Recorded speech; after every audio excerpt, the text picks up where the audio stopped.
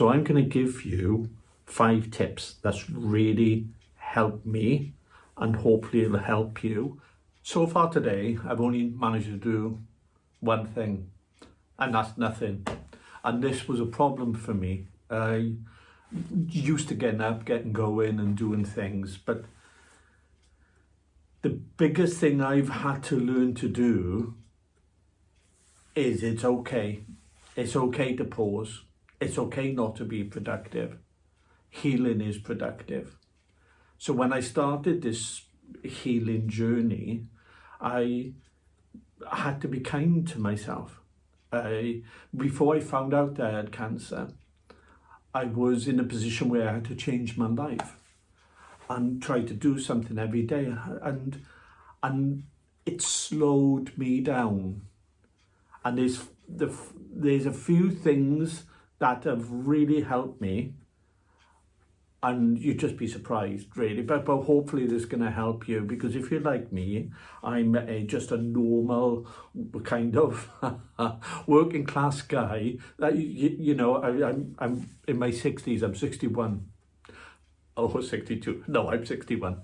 And I've been working since I was in school all the way through. You know, I've been Saturday jobs, and then you know, I couldn't stay on school, I had to get a job, all that kind of thing. Oh yeah, it's not a boo-hoo thing. This is just, I'm a working man. I've been working all my life. I'm used to being productive, and then not being productive goes against the grain. So when I needed to heal, I found it incredibly difficult. So here I am in my lounge. There were things today that I wanted to get done, but I just didn't get them done. And something I want to get across was you don't need to earn your rest. It's okay to pause. And if you're healing, if you're ill, if you're overcoming something, then listening to your body is really important. And I struggled with this because of what I've just tried to explain, that I'm just used to doing things. And then pausing feels like a failure, or felt like a failure. And it was one of the hardest things I had to learn. And I did it in stages. So I'm going to give you 5 tips that's really helped me, and hopefully it'll help you. Tip number 1 of 5. Redefine rest as productive. What do I mean by this? Healing is not a wasted time. It's essential maintenance. Think of a well-oiled machine, a car that sometimes it just needs to be maintained, doesn't it? I mean, like, it's, you know, driving your car 24 hours a day. It's parked up sometimes. There's a story about the fella, the old lumberjack. And you probably heard this story, where there's an old lumberjack. He has a record for chopping down all the trees, and there's an old fella who just chops down the trees. The young guy comes along, muscly, fit looking, and, you know, he gives the old timer a hard time. He says, oh, I'll chop down more trees than you. And I'm assuming that's a lumberjack voice there. And so he comes up and he can't keep up with him. So he's you know, neck and neck for a while. Then he starts falling behind, and he looks over, and the old fella's just sitting down, taking a little beverage, having a little cup of tea or something, or coffee. And the younger guy, by the end of the day, is just ready to stop. And the older fella can just keep going. He's like a machine, he's like a machine, he's like a machine. He just keeps going. And at the end of the day, the younger fella then comes over and says, I couldn't keep up with you, but you're older than me, and I'm look at me, I'm fit, I'm muscly, you know, I just swing. I was harder, I was working harder. He said, how did you beat me? I kept looking over, and every time I looked over, it's almost like you was always sitting down. And the older fella said, when you saw me sitting down, you didn't notice that I was sharpening my axe. And that, when I first saw that, I thought, that's very clever. And as a chef, I can really relate to that, you know, sharpening knives. Take time, sharpen your knives. And what I'm going to say to you is rest. When you feel it's time to rest, rest. There are loads of things that I wanted to get done today and I haven't done any of them. Previously, I would have beaten myself up, but I would have thought, come on, Mike, sort yourself out. Let's get this going. You can do this. And I wasn't able to. I had some physical symptoms going on today. I had some stuff going on with my mind. And so as soon as I give in, I thought, right, my body's telling me to rest. I'm going to rest. That's the most productive thing I can do today is rest. I'm writing a book. A couple of books, and one of the things I've noticed is when I push through to write another chapter and write a bit more, and I've gone back and I've reread it for days, rubbish, and I've had to just delete it. It's got to flow. So tip number 1 is simply, it's okay to rest. It's essential maintenance for your body. Healing is not quitting. It's resting, it's listening to your body. That's the first tip. The first tip is try and develop the mindset. It's okay to rest. It's okay to just pause. It's okay. And if you need permission, I'm giving you permission. Okay, are you ready for tip number 2? It's very exciting. Tip number 2. Listen to your body's cues.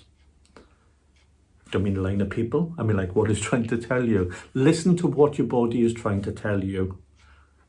Whether that's some brain fog and you can't think clearly, whether it's aches and pains, which is what I had today, whether it's whatever it is for you. Listen to your body's cues, because what your body is doing and your mind is doing is trying to help you to be the most optimum, best and healthiest version of you that you could possibly be. And what we do is get in the way of that. We just get in the way of that. We try and think, oh no, I got this to do, I got that to do, I got to move forward,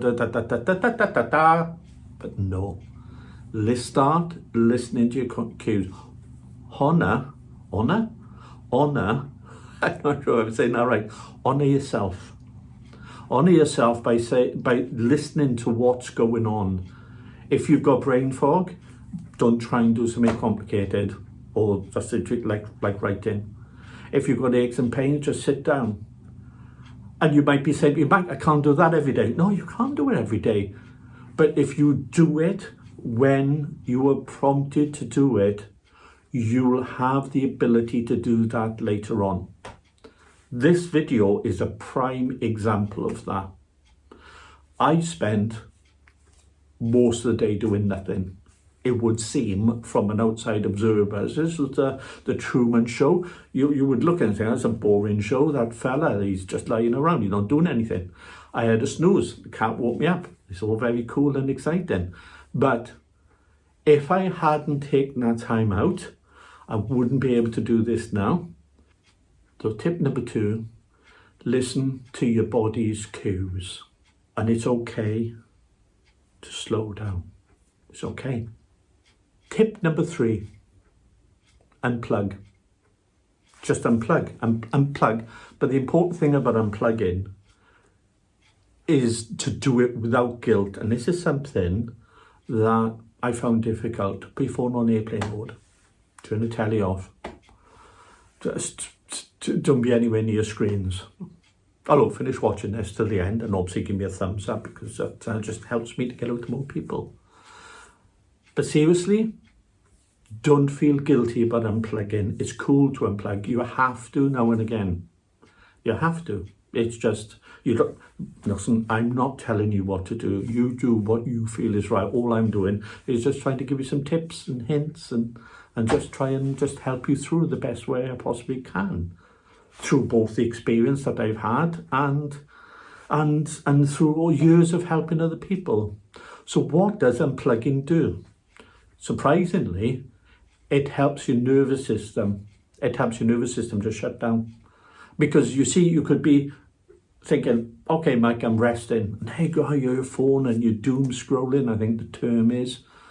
and your brain's going and you're looking at stuff and you're starting engaged, or you might not like something and you think, oh, I'll just listen. No. Unplug. When you need to shut down, try it. Compare it. Make a note.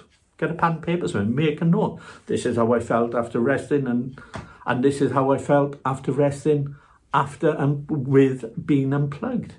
Put your phone on airplane mode or turn it off, and leave it charged up if you want.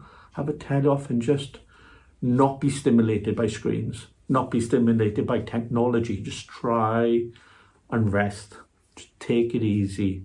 So tip number 3, unplug. Unplug without the guilt.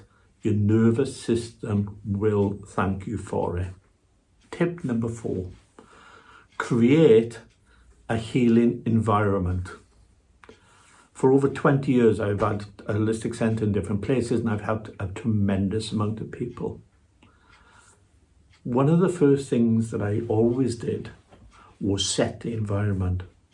Lit some candles, had some incense, very soft music, the lights were low. So the moment, I did lots of other energy stuff, but I won't get into that. But the moment somebody come in, you could almost feel their knees bending and the stress just dropping off them. And there was a very few exceptions to this, but most people come into the healing space and just went, oh, because they knew they could let go. How can you create a healing space in your home? Even if you're a van lifer and you got just that one space, there's something you can do. If you live in a brilliant place and you've got multiple bedrooms, have a bedroom as a healing space. Put some lava lamps or salt rock lamps, or get some candles, or whatever floats your boat, however that works for you. But most of us live somewhere in between that. Most of us live somewhere in between living in a van and having a mansion. Most of us haven't got a spare bedroom. So what can you do? You can have maybe a corner of the room, maybe somewhere where you can sit, maybe where you normally sit, but you can arrange it somehow with all the technology turned off, and just have, maybe the music might be an exception. It could be worth getting one of those little, I'm doing this now, like as if I'm dancing, get one of those little CD player thing. Are they still about? Little. So it's not, the music's not coming out your phone or out of a laptop or the telly or anything like that. It's a separate thing. You can just press play, and that's spa music. There's loads you can get. Just there's loads of places you can get that. Just type it in to DuckDuckGo or wherever you want to search, and there's all these online shops, isn't there? So go to your local place and buy one, and out the local store. Create a healing environment. A nice little tip is to treat yourself to a throw, like a soft blanket thing, and keep that for when you want to rest. It might be psychological, but it works.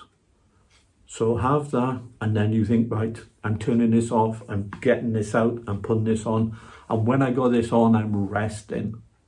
And then when you feel ready to get up, you can take that off. You've got some candles burning, the soft music, whether you like incense or bother with incense, it's up to you. It's your space. Create a space that works for you. So this tip, create your healing space, your sanctuary, your place of peace. I'm talking to you as if you're going to sit down and rest and stuff like that. It isn't the same, but I'm aware of some people that just find their sanctuary by sitting on the riverbank, by just sitting in the woods. I got some friends who sometimes before they go in the house, they got to go in the garage and tinker with things just to let go of the day and go in. That's not what I'm talking about. I'm talking about honouring yourself, listening to the cues, and when you know it's time to rest, you have that space. You know how to create that space. It's deliberate. You have a deliberate action to create a sanctuary, your space. I hope you're enjoying these tips, and I'm not going to do a big long one this time. The next one is the last one. Tip number 5. See, I keep it count. Create that space. You will be pleased you did it, and it's worth the effort. Take it easy now. Number 5 coming up. This one, for me, was the hardest one. This is letting go of shoulds. I should be doing this. I should be doing that. I should be working. I should get this done. Likewise, I shouldn't just be sitting around. There's things I need doing. I should be getting on with them. And that's just fighting against it. It's like having a canoe on a beautiful river and you constantly trying to go upstream. It takes all that time and effort. Just go with the flow. Go with the flow, man.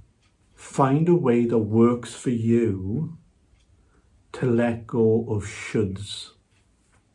It's okay, because resting is productive. Get into the mindset of, I deserve to recover. That is okay. If you was a pro athlete, or I had a friend as a pro athlete, and they trained and they worked and they did all the things that pro athletes did, spoiler, I wouldn't know what that is. Not been any type of athlete. But if that pro athlete did all that, and then one day you saw them and they were just sitting in the garden, would you give them a hard time? Would you say, oh, what's going on? Why aren't you out running around the track or doing whatever these people do?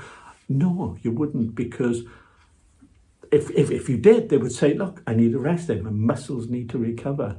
For me to get better, I need to recover. So it's not just about constantly pushing myself.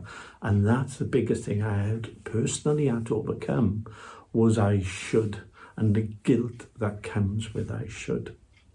Busy people are the people that get burnout. I've experienced this.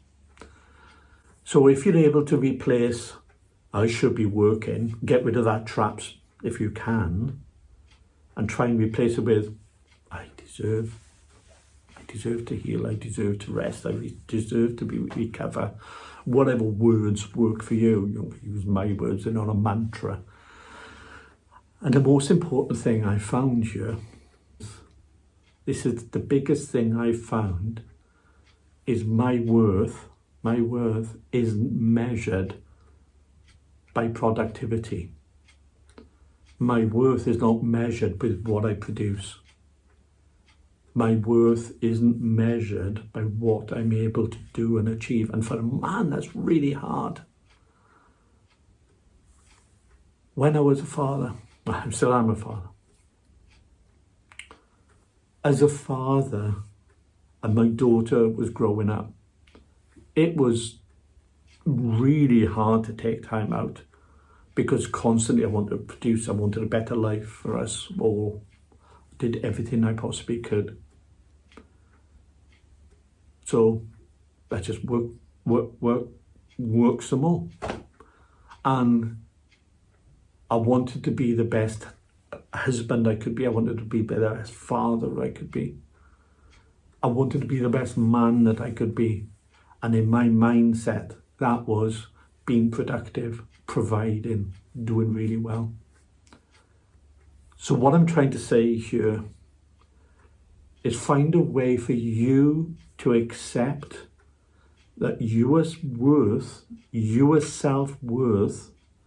is not linked to your productivity. You are loved for who you are. You are loved for how you are. And if you feel you're only loved for what you bring to the table. It's time to eat at a different table. Honour yourself. Listen to the cues. When you need to rest, rest. The world needs you. You can do amazing things. I have a brilliant time. So I didn't do anything today, but I made this. And if I hadn't taken time out, I would not be standing in front of this, doing this. I haven't left the house yet. This is my lounge. So we just take the little steps that we can. So here is just a bit of a summary. You don't need to earn a rest. Your body is asking for kindness, not hustle. And the tips, just to recap the tips. Tip number 1, redefine rest as productive. Number 2, listen to your body when it tries to talk to you. Listen to your body cues. What's it trying to say? Listen to yourself, listen to your body. Number 3, unplug without guilt. Number 4, create a healing environment. And the big one for me was number 5, let go of the shoulds. Should be doing this, should be doing that. You have to let it go. Whether, like me, you have cancer. My whole thought was I might have cancer, but cancer hasn't got me. Maybe whatever your situation is, wherever you're coming from, maybe you're not ill, maybe you're just slowing down and don't know what to do. Whatever your situation is, I hope this helps. So much love to you.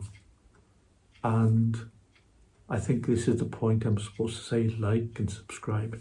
It really does mean a lot to me because I'm trying to help as many people as I can. I don't make any money here. There's no money involved. I'm just trying to help people. So the more people that do this, press that thing and the bell thing, more people subscribe, more. It means I can get out to more people and it's just going to help.